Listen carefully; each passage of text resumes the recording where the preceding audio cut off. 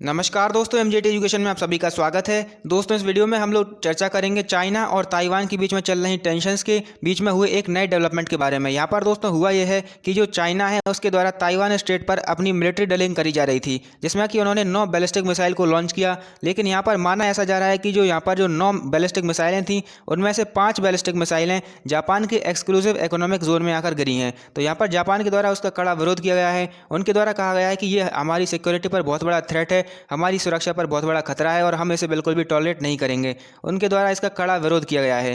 तो दोस्तों, इस वीडियो में हम डिस्कस करेंगे कि ये एक्सक्लूसिव इकोनॉमिक जोन क्या है और यहाँ पर सिचुएशन क्या बन गई है, सभी के बारे में डिटेल में चर्चा करेंगे। लेकिन वीडियो को स्टार्ट करें उससे पहले मैं आपसे पूछता हूँ एक क्वेश्चन। यहाँ पर आपसे पूछा जा रहा है कि रिसेंटली जापान के अंदर हमें एक वोल्केनो इरप्शन देखने को मिला था, जो कि यहाँ पर काफ़ी ज़्यादा चर्चा में था। तो इस वोल्केनो का नाम क्या है, आपको इसका आंसर बताना है। तो यहाँ पर आपके ऑप्शन हैं माउंट आसो, सकुराजामा, सिनमोडाके और माउंट ओनटेक। ये आपके ऑप्शन हैं। यदि आप सही आंसर जानते हैं तो अभी कमेंट बॉक्स में आंसर बता सकते हैं, और यदि आप सही आंसर नहीं जानते हैं तो इसका सही आंसर आपको पता चलेगा इस वीडियो के एंड में। इसके अलावा यदि अभी तक आपने एमजेटी एजुकेशन को सब्सक्राइब नहीं किया है तो आप अभी सब्सक्राइब कर लीजिए, जिससे आपको हमारी वीडियोज़ की नोटिफिकेशंस लगातार मिलती रहेंगी और इसी तरह की ट्रेंडिंग वीडियोज़ हम आपके लिए लगातार लाते रहेंगे। तो चलिए दोस्तों, वीडियो को स्टार्ट करते हैं और जानते हैं कि फिलहाल सिचुएशन क्या बन गई है। यहाँ पर आप देख पा रहे होंगे ये न्यूज़ है, Japan protest after Chinese missile land in its exclusive economic zone. तो जब जापान के एक्सक्लूसिव इकोनॉमिक जोन के अंदर जो चाइना की मिसाइलें गिरी तो उनके द्वारा इसका विरोध किया गया है। यहाँ पर आप देख सकते हैं जो मिसाइल गिरी हैं उसकी ये न्यूज़ आप देख सकते हैं, हिंदुस्तान टाइम्स की खबर है। दोस्तों, यहाँ पर अब जो शुरुआत है ये हुई कैसे, तो जैसा कि हम सभी जानते हैं कि जो चाइना है और जो यूएस है उनके बीच में टेंशन बढ़ी हैं, क्योंकि यहाँ पर जो अमेरिकन हाउस ऑफ रिप्रेजेंटेटिव की स्पीकर थी जिनका नाम था नैन्सी पेलोसी, कुछ समय पहले उन्होंने ताइवान को विजिट किया। जब वो ताइवान को विजिट करने वाली थी तो उस समय पर चाइना के द्वारा उन्हें लगातार धमकियाँ दी जा रही थी। उनको बताया जा रहा था कि ऐसा मत कीजिए, जो ताइवान है वो हमारा ही पार्ट है और आप हमारी परमिशन के बिना यहाँ पर विजिट नहीं कर सकते हैं, ऐसा चाइना के द्वारा कहा जा रहा था। लेकिन दोस्तों, इन्होंने चाइना की सभी वार्निंग को किनारे कर दिया और बिना किसी से पूछे यहाँ पर ये पहुँच गई ताइवान, जिससे कि यहाँ पर चाइना भड़क उठा। और चाइना के द्वारा लगातार तभी से जो ताइवान स्टेट है वहाँ पर उसके आसपास अपनी जो एक्सरसाइजेज हैं वो करी जा रही हैं, वहाँ पर मिलिट्री ड्रिलिंग करी जा रही है। और चाइना ऐसा दिखाना चाहता है, चाइना अपनी पावर को दिखाना चाहता है ताइवान को और अमेरिका को, इसके अलावा पूरे विश्व भर को अपनी जो पावर है उसका शो ऑफ करना चाहता है, जिससे कि यहाँ पर चाइना के द्वारा मिलिट्री ड्रिलिंग करी जा रही थी ताइवान स्टेट के आसपास। लेकिन दोस्तों, यहाँ पर जब इन्होंने अपने मिसाइल्स को लॉन्च किया तो वो कुछ मिसाइलें जापान के एक्सक्लूसिव इकोनॉमिक जोन में आकर गिरी। आप यहाँ पर देख सकते हैं ऐसी स्थिति अभी देखने को मिल रही है हमें ताइवान स्टेट के आसपास में। जो चाइना है वो लगातार अपनी जो मिलिट्री एक्टिविटीज़ है उनको बढ़ाता जा रहा है। आप देख सकते हैं उन्होंने ताइवान को पूरी तरह से घेर लिया है। यहाँ पर जो चाइना के द्वारा मिलिट्री एक्सरसाइज करी जा रही है उनकी लोकेशन आप यहाँ पर देख सकते हैं। इस तरह से जो ताइवान है उसके चारों ओर उन्होंने ताइवान स्टेट के अंदर चाइना के द्वारा कई सारी मिलिट्री एक्टिविटीज़ यहाँ पर करी जा रही हैं, जिसके कारण से दोस्तों अब जापान को क्या खतरा हुआ, यहाँ पर आप देख सकते हैं ये मैप के अंदर आप देख पा रहे होंगे ये ताइवान है और ये चाइना है। तो चाइना के द्वारा यहाँ पर एक्टिविटीज़ करी जा रही हैं। यहाँ पर आप देख सकते हैं इसके चारों ओर उसके द्वारा यहाँ पर अपनी मिलिट्री ड्रिलिंग करी जा रही है, जिसके अंदर उसने जब मिसाइल को लॉन्च किया तो वो जापान के अंदर आकर गिरी। अब जापान तो यहाँ पर है, आप देख पा रहे होंगे ये कुछ आइलैंड्स हैं और इन्हीं आइलैंड से मिलकर बना हुआ है जापान। लेकिन दोस्तों, इसके अलावा आप यहाँ पर देख सकते हैं ये कुछ और आइलैंड हैं कहते हैं ओकिनावा आइलैंड। ये भी जापान के ही द्वारा एडमिनिस्ट्रेटिव है, जापान का ही यहाँ पर कंट्रोल देखने को मिलता है।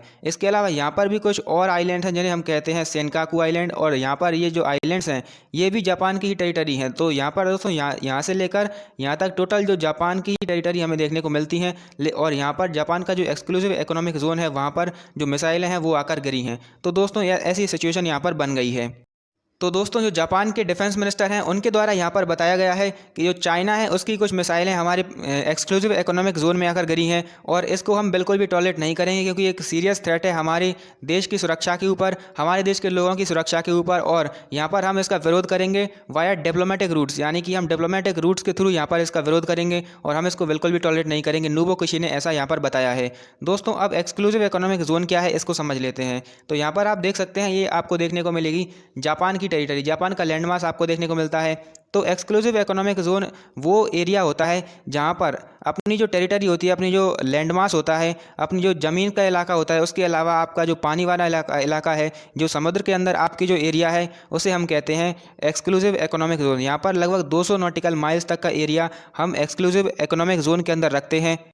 जिसके थ्रू उस कंट्री को यहाँ पर कुछ स्पेशल राइट मिल जाते हैं। वहाँ का जो पानी होता है उनके रिसोर्सेज के ऊपर उनका कंट्रोल हो जाता है। आप यहाँ पर देख सकते हैं ये जापान है। जापान की जो ज़मीन का इलाका है, आप ऐसा देख सकते हैं ये ज़मीन का इलाका है, इसकी बाउंड्री यहीं पर ख़त्म होती है। लेकिन यहाँ पर ये समुद्र का इलाका है और जो ज़मीन के साथ साथ में चल रहा है, आप देख सकते हैं ये वाला इलाका, इसके बीच का जो एरिया है उसे हम कहते हैं एक्सक्लूसिव इकोनॉमिक जोन। तो यहीं एक्सक्लूसिव इकोनॉमिक जोन के अंदर आप देख सकते हैं ये कुछ और आइलैंड्स हैं। तो इसका जो एक्सक्लूसिव इकोनॉमिक जोन है वो यहाँ तक एक्सटेंड होता है। तो दोस्तों इसी इलाके के अंदर हमें देखने को मिला है कि जो चाइना है उसकी कुछ बैलिस्टिक मिसाइलें आकर गिरी हैं।